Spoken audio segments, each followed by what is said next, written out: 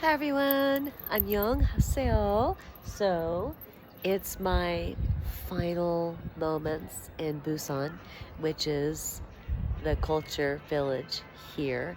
It's been super cool. I've had a great time. Let's see if you can see the ocean at all. Maybe.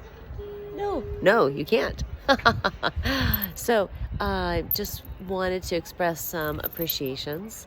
I am super appreciative that my time in the Philippines included a lot of hills because it sort of forced me to get into shape. We had this huge hill to get up to our Airbnb and beautiful trail down to the beach and back again. So for a whole week, Rona and I and her friend Cheryl were just hiking up and down and then also getting lots of sleep and eating really, really good food. Rona loves to cook Filipino food, and I love fresh fruit, and Boracay was full of that. So every day was a plate of watermelon and mango and papaya and even Asian pears and oranges. So super healthy food, lots of sleep, lots of hills. And then I get here to Korea, which is the land of hills. I mean, seriously, I was coming home yesterday from this great temple, Bomosa Temple, that I went to and spent the whole day there. And we were coming up the hill in the little teeny bus that comes here. And some people behind me who are obviously tourists and had never been here before were gasping at the steep, circuitous pathway that the bus was taking. And I got to tell you, I'm sure the buses are designed to not roll backwards, but I think they're a stick shift, and I'm really impressed with the bus drivers, to be honest. Um, yeah, super, super narrow roads. It's super cool. Anyways, so let's see here.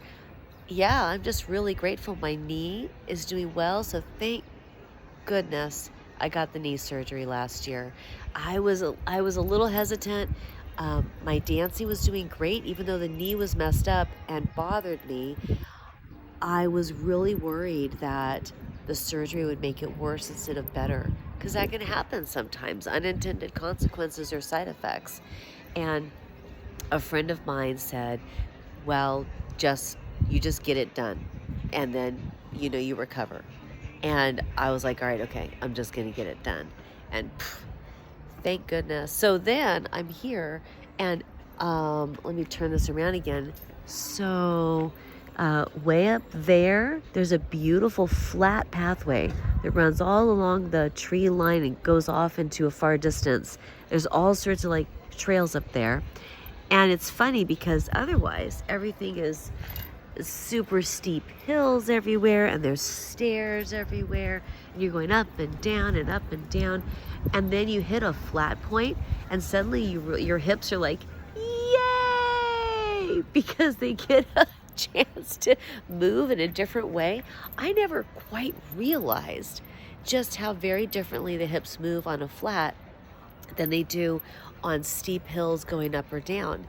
And I would hit a flat and be like, oh, my hips are moving again. Anyways, so it's been, let's see, I've been here 5 days. I got in on Sunday, and it's Friday, and I'm leaving. And so because of all of this, when I got to Bamosa Temple, there's some stairs and stuff to get there, but there's a super steep hikes up into the mountains where these little teeny tiny temples that hardly no one else goes to. And I was like, that one, I'm gonna go for it. So, oh my gosh, it was just so wonderful to have my body actually be able to handle it. And then they have water down at the lower temple that comes out of the mountain, like in these tubes, and there's all these hanging ladles, and people, you rinse the water because it runs constantly, and then you drink out of the ladle. And I was like, yeah, I don't know if I'm quite up for drinking mountain water yet. But I got to the top of this one little temple where there's nothing above you but pure nature, and there's zero farming up there. There are no cows, well, there might be wild pigs, but there's no agriculture. And I thought, everyone else around me is drinking this water, I'm gonna do it. Oh, it was really good tasting water. And I'd been hiking for a while. So I'm just feeling super, super grateful for this body that is actually saying to me, thank you so much. It's really grateful to be moving around, sitting in chairs, death to body. I'm like, okay, I got to figure out how to be a writer and not sit still all the time. Okay, so last thing, what was I gonna, hold on. I had one more thought. Oh, am I gonna forget it? This is so annoying.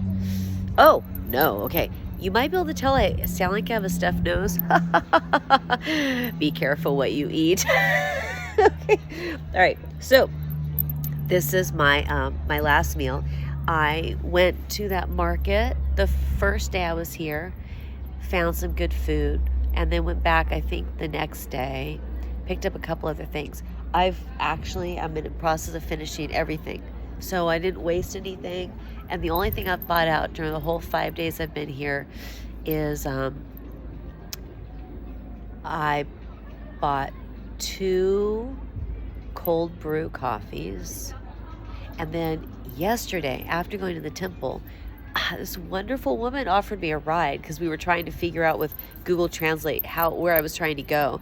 And she drove me all the way around to the funeral home and cemetery where I have a character in my novel. And so I need to be there. And I'm so glad I went because, oh my gosh, the details you pick up on their cemeteries are very different than American cemeteries.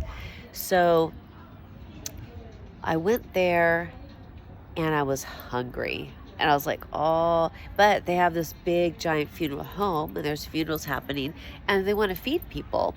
So I got one of those little cute triangle things that has seaweed around it. I got the tuna.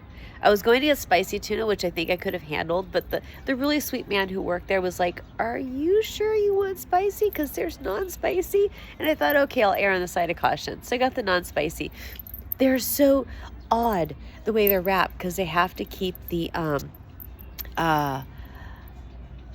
seaweed needs to be kept dry, so you can't put it in contact with it. So you have to unwrap it so that you like pull the seaweed piece out and take the triangle of rice out, and then you wrap the seaweed around it yourself. I sort of flubbed it. I need to learn how to actually eat convenience food in Korea, but it was delicious. It was so satisfying. Oh, anyways, so starting 2 days ago, I started to have this allergy runny nose thing. And this usually only happens at home every other year or so. There's a particular tree that'll bloom. It'll hit me for some reason that year. And I'm walking around with a box of tissues for like 3 days in a row. What I normally do is I take quercetin. I pop it's a bioflavonoid. It's a natural supplement. I'll pop about 9 of those pills a day. Normally I take 1 a day. You do 9 for 3 days in a row, and at 72 hours you've saturated your body enough that it works to reduce the reactivity of the immune system. There's that word for it, but I can't remember right now.